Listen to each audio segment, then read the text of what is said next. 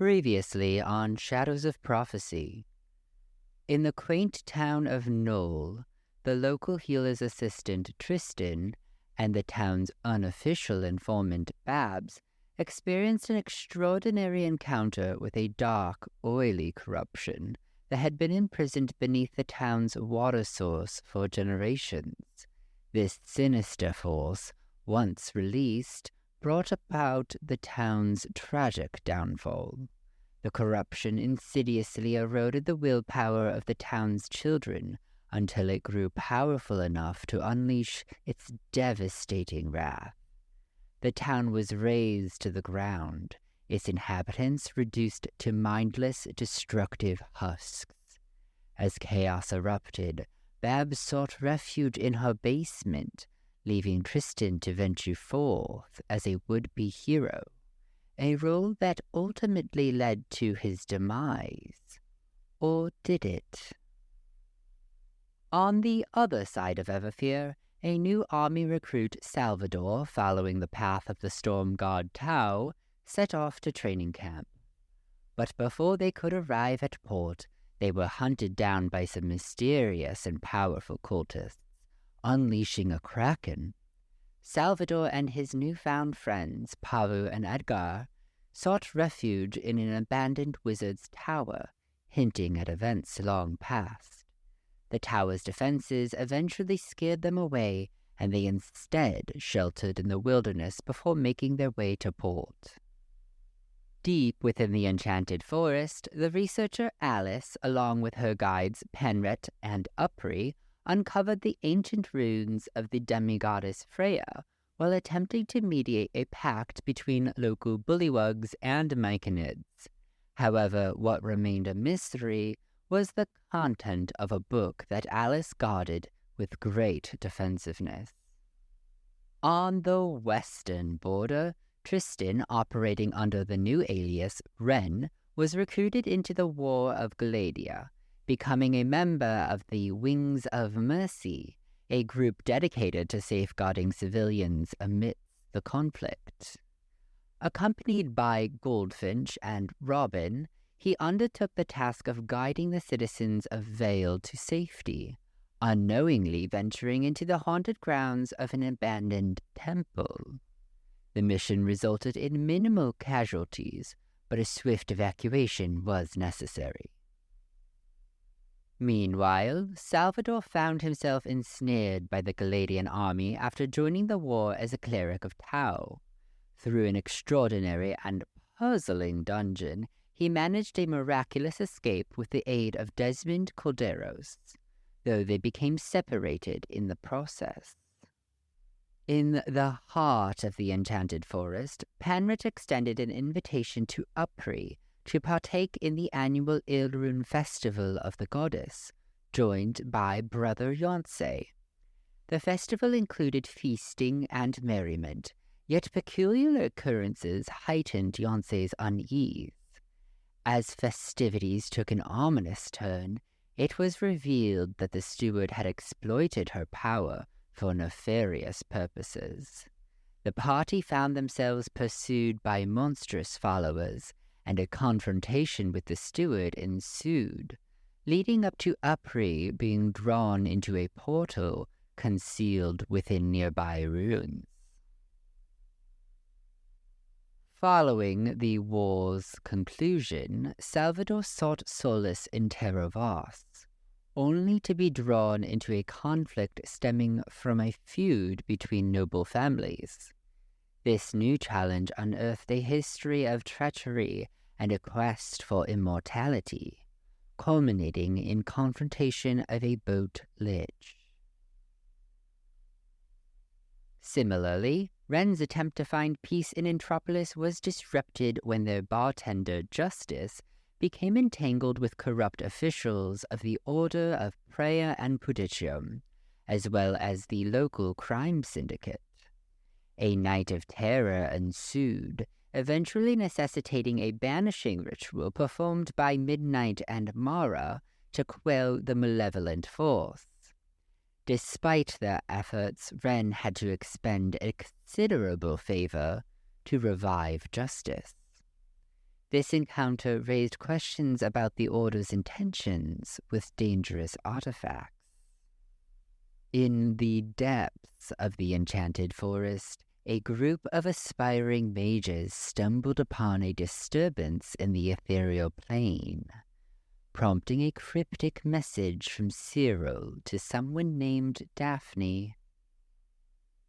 5 years of warfare wreaked havoc upon the Everfair region, situated along the border with Gladia. Countless battles were lost as Gladian forces advanced, bringing with them fire and aberrations. The source of these horrors remained untamed, and King Heiberger's family waned as the Divine Order of Prayer and Pudicium led the defense. Unexpectedly, the Galadian army withdrew, however, marking a white flag of surrender. The territory reverted to Everfear's rule, heralding a new era of control under the Church's divine authority. The trauma of the war instigated a crackdown on magic, with regulations, enforcement, and limited access to the arcane. Libraries were destroyed, artifacts confiscated, and academic institutions monitored by Prayer and Pudicium sentinels. The shadow of the past lingered, raising the question of how long the old order would persist. A now-grown Salvador embarked on a journey to Valerian, driven by guilt to return Desmond's amulet to his family. In Valerian, he crossed paths with Ren, who pursued a similar history tied to a lost lover from the war. Their shared search led them into a convoluted adventure involving a local bard named Marquis. Amidst their investigations, Ren and Salvador bonded over lost lovers with haunted pasts, while Marquis sought to make a name for herself. After investigating the Calderos property, they uncovered a mysterious and obscure dungeon, which exited into the now haunted Valerian castle. They followed the footsteps of Alice to pass out the dark deeds of the evolving cult, and reenacted the ritual to end the time loop, thus succeeding in weaving the heroic tale of Marquis. Before parting from Valerian to follow their latest lead, Sal and Ren tracked down Marquis and recounted her story to the bard, her memory having been wiped of the events. Meanwhile, in the Enchanted Forest, Yancey and the Sorelli siblings embarked on a mission to rescue Upri, triggered by a cryptic augury received by Sorelli Chambers. Their path led them through magical realms and into a journey representing the 7 deadly sins, marked by strange encounters and a descent into madness. Trekking into living caverns filled with a psychic cave lamprey, the party blacked out, only to find themselves in a mysterious theater, blades now crushed and mangled, and very dead as the curtains opened to an imprisoned Upri. Upri's new patrons started the show with a series of demonic puppets, drawing the party to the brink of death to entice them with their newfound abilities. As the curtains closed, Sorelli Chambers cradled her brother in her arms and exited the side door and stepped into the void. Deeply ensnared with these events, Upri found herself visited by a mysterious woman named Daphne during her captivity in the void. Daphne's instructions led Upri on a quest to the radiant city of Harrow, where a unique group, including a pink tiefling and a man with a black cat, awaited them. Yancey begrudgingly tagged along as they set off, running into the pair in the Broken Fang Inn and Tavern. The odd quartet were quickly warmed to cooperation with a cryptically common goal. An evening of drinks gave way to unsettling dreams for Yancey, abruptly disrupted by an explosion of aberrant tendrils and eyeballs. Amidst this surreal chaos, the group battled through the nauseating swarm of horrors, eventually quelling the aberrations that had infested the street. With guards closing in, however, Tenebe provided refuge in her concealed cellar, allowing the apostates a moment of respite. Once the danger had subsided, the group embarked on a mission to the Warrens, aiming to secure passage to the Middle City and retrieve their confiscated belongings from the Order's headquarters. Navigating the intricate labyrinth of tunnels, they reached the Warrens, where Apri found herself caught in an unfavorable deal, losing her prized hand axes. Their antics drew the attention of Akila, however, a beguiling figure who engaged in playful banter before agreeing to dispatch her underlings to recover the party's gear. With the task accomplished, they indulged in a night of revelry. After a night of euphoric indulgence, the party set their sights on the House of Spirits in the upper tiers of Harrow, a challenging endeavor for the now aware apostates. Along the way, they stumbled upon catacombs housing a slain mage and a volatile arcane device. This unexpected discovery provided the distraction needed to navigate the Order's checkpoint and ride a gondola to the Middle City. As the group coalesced on the House of Spirits, a seance beckoned. In a brief communion, Yancey connected with their departed companion blades, but Madame Vera's limited powers prematurely severed the link.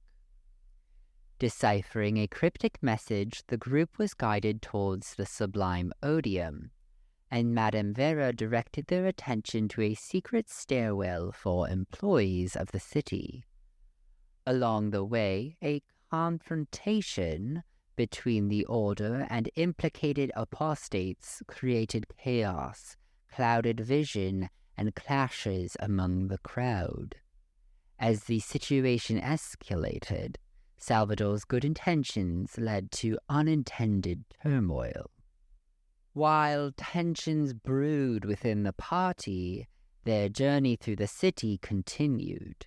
An anomaly disrupted reality, and Apri found herself navigating an endless expanse of identical surroundings before regaining her bearings. Eventually, the group discovered the secret path to the wall stairwell, ascending with each landing, revealing progressively strange scenes. They encountered a mid-century themed room, complete with a dollhouse in each space.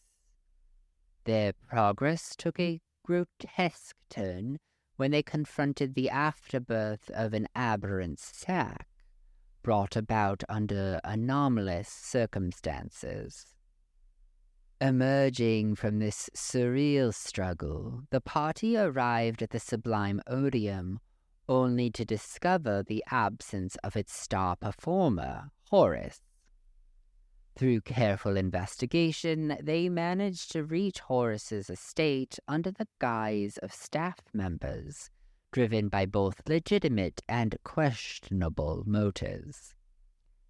At the estate, they encountered a disturbing silence aberration and an entity gripping Horus's face. Despite their efforts, the entity escaped, and Horus ultimately offered his gratitude and hospitality and proceeded to drink himself to sleep. The party instead took their imbibing to the Purple Goat Tavern, which had resulted in some light flirting and a card game. Salvador spent the evening with the charming Bahir. The other three returned to Horace's estate. Tension simmered before the group retired for the night. The following evening transformed into an unforgettable nightmare as a splendid performance of Don Giovanni turned into a blood-soaked massacre by parasitic creatures. Horace underwent a grotesque transformation, and as viscera splattered, Vladlen's location was revealed. Forced to flee, the party sought refuge in Horace's now abandoned estate before returning to the overrun streets of Harrow, encountering trembling Bahir along the way. Navigating the chaos, they raced to the Warrens, facing monstrous adversaries and a city in turmoil. They ventured into the infested Warrens, a maze woven of sinews and veins, eventually reaching the hidden tavern. There, they met up with Aquila and Beefcake Bram, acquiring both information and formidable new gear.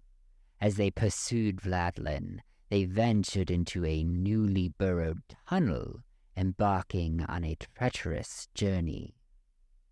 The group delved into the heart of darkness, traversing twisted tunnels infested by parasitic pests.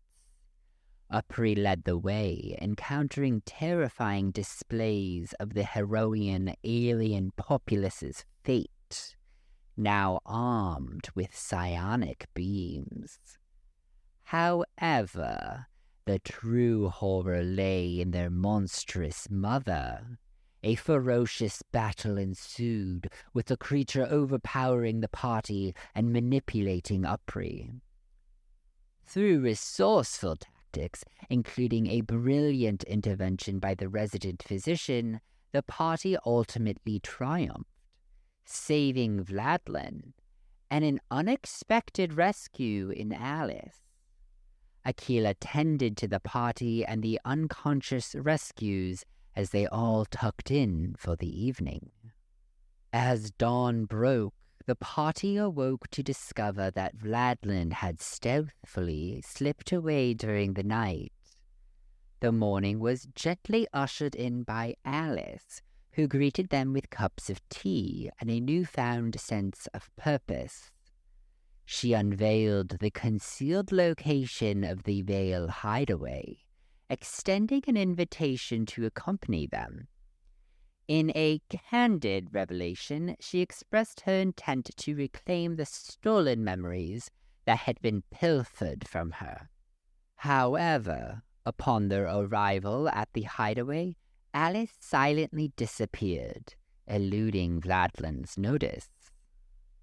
In due course, the party finally crossed paths with Vladlen, sparking a flurry of inquiries.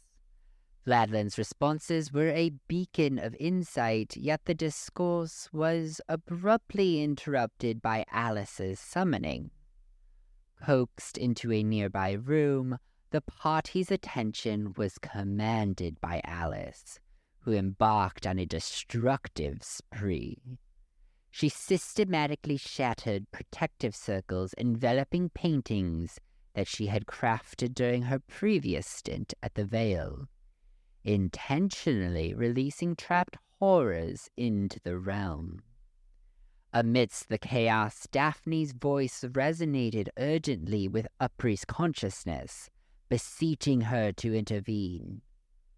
Regrettably, before Upri could act, Alice unleashed a catastrophic force, a black hole portal that violently consumed everyone in its grasp. Upon emerging on the other side of this maelstrom, they found Alice standing by a lavish table, a solitary figure seated there, one recognized by Wren as Locke and by Salvador as Desmond.